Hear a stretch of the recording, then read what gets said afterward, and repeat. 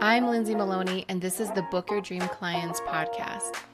I built a 6-figure coaching business while raising my 3 babies and working a 9-to-5, and I'm here to help you break free from the hustle mentality that's been holding you back from reaching your full potential so you can know your worth, step into your own power, and of course, book your dream clients. On today's episode, I'm chatting with Brittney Rossie, who is a brand and business strategist who helps women create captivating personal brands that convert clients, build wealth, and leave a legacy on their terms. Brittney has a very holistic approach to brand and business strategy, so I really encourage you to get out that piece of paper and a pen, take some notes, sit back and relax, and enjoy the episode. Brittney, thank you so much for being on the Book Your Dream Clients podcast. I am so excited to have you on. Thank you for having me. It's so good to be here. I want you to introduce yourself right away and tell us about what you do and who you serve. Wonderful. So my name is Brittney Rossie. I'm a brand and business coach. And what that means is that I help you create a captivating brand that actually converts clients and helps you make money and actually leave a legacy with what you're doing. And I help you to do all of this on your own terms. And so I really enjoy working with people who have a personal brand. And that means somebody whose face represents the business. So you might be a wedding photographer, or you might be an author or a coach or a creative designer, somebody whose face is the business or you are the business. That's a personal brand. And those are the people that I love working with. I love that. And I think everyone's excited to listen because everyone wants to talk about their brand and how they can make it better. Let's go back in the past a little bit and share with me how you got started with this. Oh man, that's such a fun story to me. I got started because I was interested in developing a new skill just for fun. And I started teaching myself Adobe products, Adobe Illustrator, Photoshop, InDesign, simply because I had some downtime in the evenings and didn't want to waste my life on Netflix. And I was like, you know what? I would rather do something creative and fun and, learn a new skill that, if I ever need to use it to make a little bit of income online, I could always freelance or something like that. And that's kind of what it turned into. It turned into me exploring. I started in a volunteer capacity. I love working with nonprofits. And so I started volunteering to improve their brand cohesiveness, like pulling a lot of their social media presence together, along with their newsletter, along with updating their website. And from there, I just started learning what people really want and need, and a business was born. That's pretty much the story. I love that you took something that you didn't really know what was going to go on, but you felt like there was something calling you and you just kind of went with it and you started learning. And then you took that love for what you did and you helped others. I think using generosity as the main driver in your business, especially from the beginning, is going to be so powerful. So now you work with, people who have their face as the center of the business, like for coaches, for example. Right. So what kind of things do coaches look for? Let's just use coaches because that's my audience. Coaches come up to you. They need help with their brand, their business. What is some commonalities that you see that these coaches are struggling with when it comes to their brand? Oh my goodness. Immediately, the first thing that comes to my head is shiny object syndrome. Wanting to be in a place where they're not quite yet at, and trying to figure out how to create that perception in the online space, right?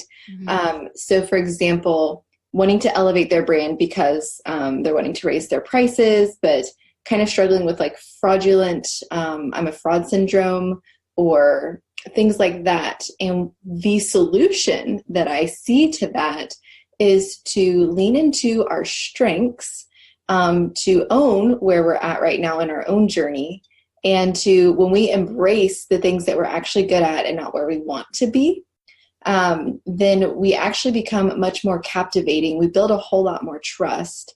And the brand, when we put it on, it feels right. It feels good.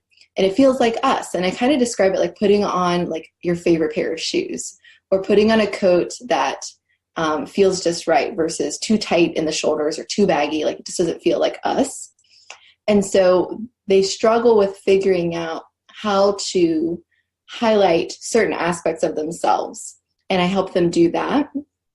I'm trying to think of another one. Another one is trying to really dial in to who they're speaking to. And that ends up reflecting in their personal brand, because a big mistake that people make is thinking that their personal brand is all about them. And that's not totally true. Your personal brand, yes, is a reflection of you, but it still has to speak to your ideal client that you're serving. Does that make sense? Yes, it makes total sense. And I think that a lot of people get caught up in, like you said, the shiny object syndrome, because they just don't have confidence in what they do yet because they Right. haven't done it yet. And it's a tricky transition to make. So do you have some tips for people to just kind of maybe one or two things like that will kind of show them that what they have is special? They don't have to be like this other person over here so their brand stands out. Oh my goodness, do I have tips? Yes, I have tips. One is to do kind of a self-reflective inventory. This is something that you might hear called a mindset practice. It could just be called mindfulness or gratitude. But taking a moment and really owning the last time someone gave you a compliment. Did they compliment your style? Did they compliment the way that you carried yourself in a certain situation? Did they compliment the fact that you're always readily available with a listening ear, right? What was the last compliment that we received? And then really own that. And that's a leg for us to stand on. Maybe we do have an eye for style. Maybe we do have really great hair and could do hair tips, right? Like we could be a hairstylist coach or mentor or something like that. Like that's a leg to stand on. And we, I think, very commonly as women, tend to dismiss those things, right? Oh, they're just being, Mm-hmm. they're just talking, they're just being polite or whatever. But really, I think when we slow down and we listen, we start to say like, no, these are things that actually translate laterally into my business. One thing that someone has said about me my whole life is that when I speak, because I tend to lean back, I'm an introvert, that when I speak, people tend to lean forward and listen. And that's something that I always just kind of dismissed. But now that I'm in a coaching role, I'm in a mentorship role, that's something that I really lean on because I do listen. And then when I speak, my clients lean in and listen, right? The second thing, if that's a hard exercise to do, and it is hard for a lot of people to own what they're good at, then I think doing something more objective, like a personality assessment, is totally the right next step. I highly recommend StrengthsFinders 2.0 by Tom Rath. And I like it for a number of reasons, but primarily because it gives us language to use when we're developing our brand about how to describe what we're good at in a way that doesn't feel icky or weird. So I highly recommend my clients, if they're willing to spend about $13 on themselves, Mm-hmm. go and do that particular assessment. So those are my two big pieces of advice. I love that your advice is very like rooted in mindset and recognizing you and not, well, if you do this, then it will work. Because I think that's where so many people are making a mistake. They're going through Pinterest or looking at other people's websites and they're like, oh, okay, I like this, so I should do this too. And Right. they don't even give that one thought. I remember when I started my business years ago, I never thought about any of that. I was Mhm. just trying to be like everybody else. And when you do that, you just get lost in the shuffle. And it takes a while to get out of it when you're trying to be, the same color as everyone else. Absolutely. And yeah, so I love that you start with that. And I don't hear a lot of brand strategists talking about that. So I think that's really powerful. So when people kind of tap into, okay, I'm really good at, like you said, people really lean in when I speak. I actually do have really great advice. Where do they go from there? How can they make some changes? Is it visual? What are some like really prominent things they can do once they kind of recognize a couple things? Great question. So once we get clarity around our personal strengths, identifying our experiences, which can lead to our expertise a lot of times, those things start to qualify us And those are legs that we can stand on as pillars in the brand.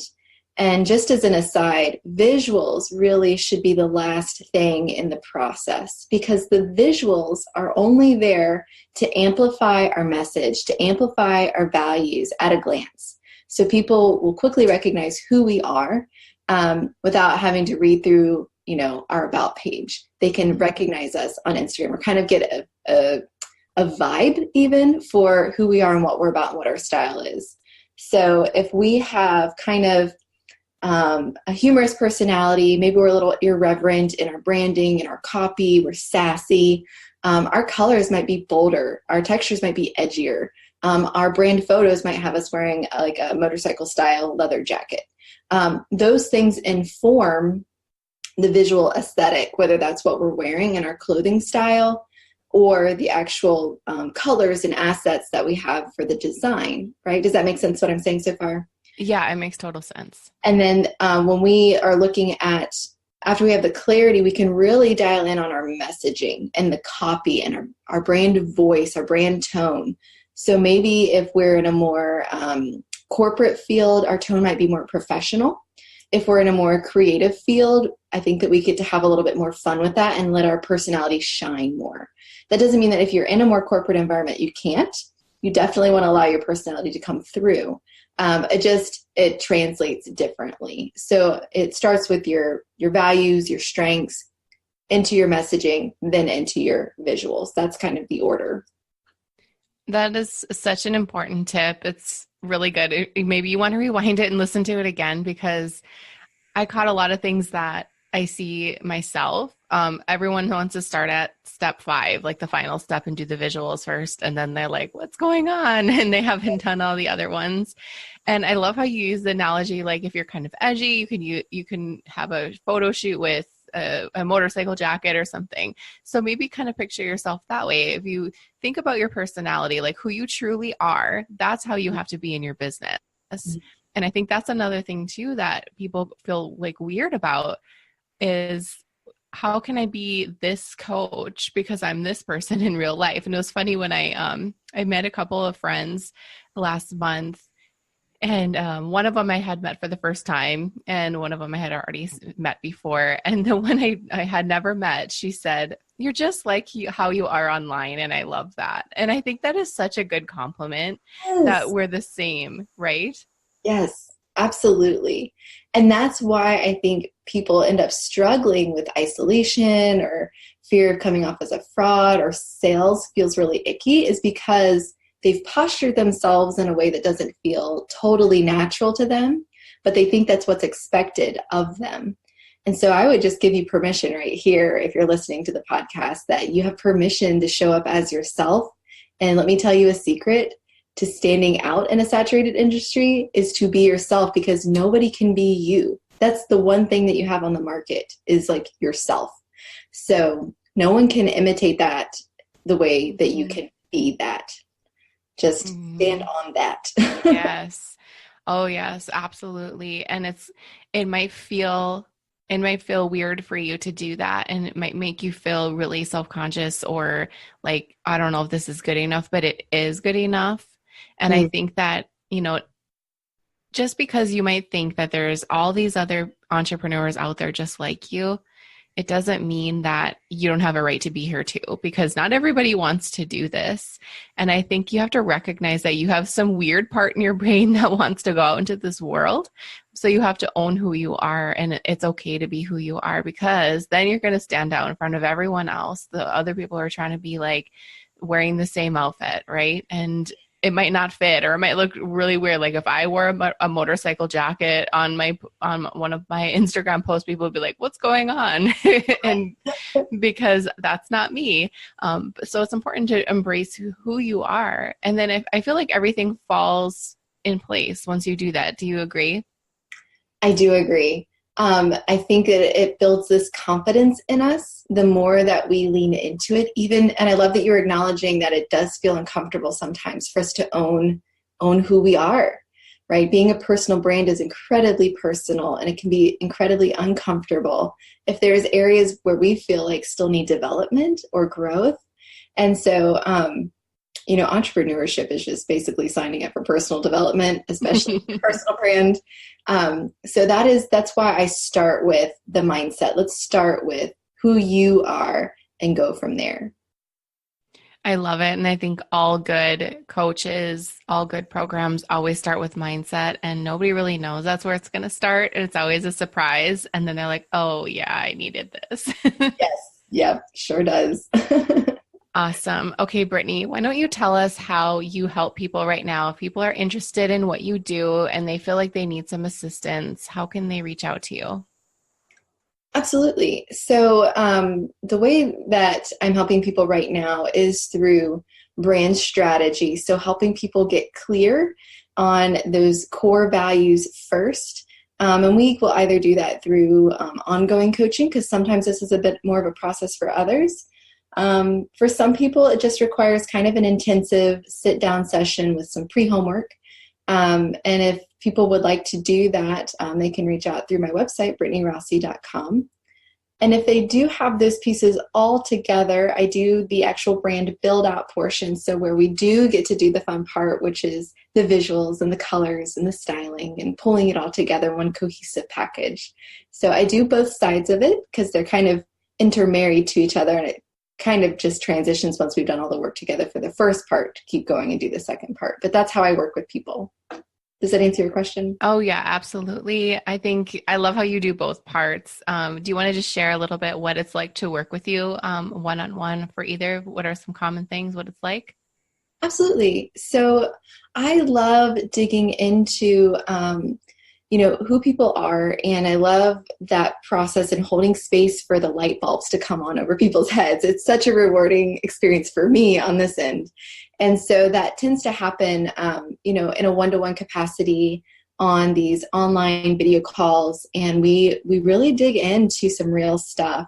And what I end up finding happening a lot of times is when we dig into the brand stuff, more questions about the business come out of, does this program really make sense that I'm offering now? Does this style or brand that I've been building, fit me anymore because of who I am becoming? And so there's a lot more than just colors and font conversations happening here. This is very holistic because it's personal. And that's something that's really fun. There's a lot of space held for people to bring their whole selves to the table, including what they're struggling with in their business. And I really enjoy kind of guiding people to other pieces of support in the process. And, it's also really fun getting to see all of the pieces finally starting to gel together after a period of like 4 to 6 weeks. Things really start to gel and become cohesive and consistent. And that is what starts to develop a captivating brand, in my opinion. Amazing. I have one question that came up while you were talking about that. So rebranding, do a lot of people, is it necessary? And do you have like, okay, maybe I need to evaluate my needs and my personality. Do you kind of have like a time frame? Because, we, like you said, we all evolve. We're always changing. And I mean, my website isn't how it was last year. So I think it's important to continue to evolve. So do you have any tips for that?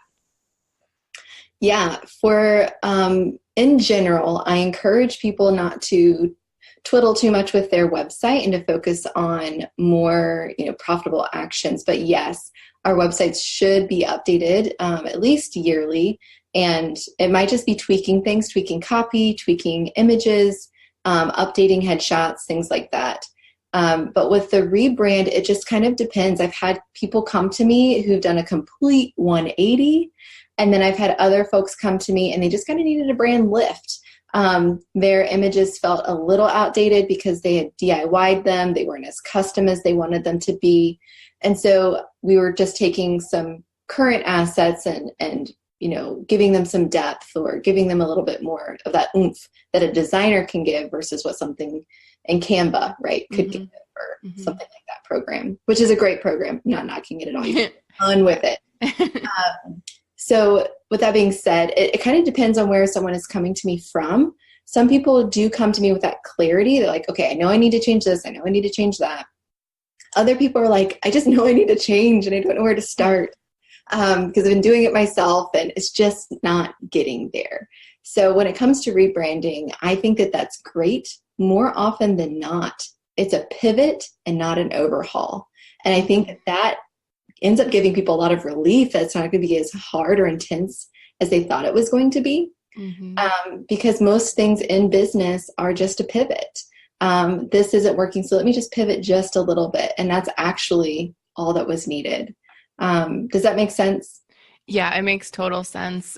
When you want to make changes to your website or you're like, I want to rebrand everything, I think you need to really think about it because then once you do that, then you got to do this and then you got to do that. And it's a whole huge thing. But like you said, it's important to maybe like once a year kind of pivot and see like, does this reflect me? Just like looking in your closet, do these clothes reflect my personality? Like my clothes change all the time because I'm like, why did I buy that? That's not me. And you change. I think that's kind of how your brand is, but you don't have to go so extreme if you don't feel like just because you want to rebrand doesn't mean you have to just go crazy. You can just make little tweaks to make it. It's like dialing in, getting more clear on who you are, I think. Do you agree? I totally agree. I'm not sure if you're familiar with Marie Kondo and her Spark Joy movement. Mm-hmm. Uh, I invite people to take a look, an inventory of their brand and say, does this spark joy for me? Mm-hmm. Or does this light me up? And am I excited about this program? Am I excited about this style? And like a wardrobe, does this fit me anymore? Have I worn it in a while? Does it feel good? No? Okay, let's get rid of that. But what are the other things that still do spark joy for you? And sometimes nothing is sparking joy, right? And that's time for an overhaul. And maybe they built their brand from the wrong place on the wrong foundation. Mm-hmm. And that does require from the ground up work. But most often it's like, well, I actually still do like this. Let me just get rid of a few things that I don't like. And that's really what alleviates a lot of the pressure to do this whole rebrand. So I totally agree. And I love the analogy of the closet. I've used that before. So good. All right, Brittney, this was such a great conversation. And we already talked about how people can find you. We're going to put all the links in the show notes. I think we should also put that book that you talked about in the beginning in the show notes, because can you repeat that one more time for everybody? Absolutely. It's called Strengths Finder 2.0 by Tom Rath. Okay, amazing. And because I want to go check that out. I've never heard of it. So we got to put that in the show notes too. And Brittney, you are an expert at this. So thank you for sharing all of this good information with us. Oh, thank you for having me. It was a joy to be here. Thank you so much for listening to this episode of the Book Your Dream Clients podcast. I am so grateful for you, and I want to be sure you are a part of my free community. Go to dreamclientcommunity.com and join our free Facebook group. We have all kinds of cool things happening every single day, so don't miss out. Also, if you love downloading freebies, check out my freebie vault on my website by going to lindsaymaloney.com, selecting freebie vault, and there you can download all the things that will help you start and scale your coaching business. And if you're feeling extra generous, be sure you hit that subscribe button so you don't miss the next episode.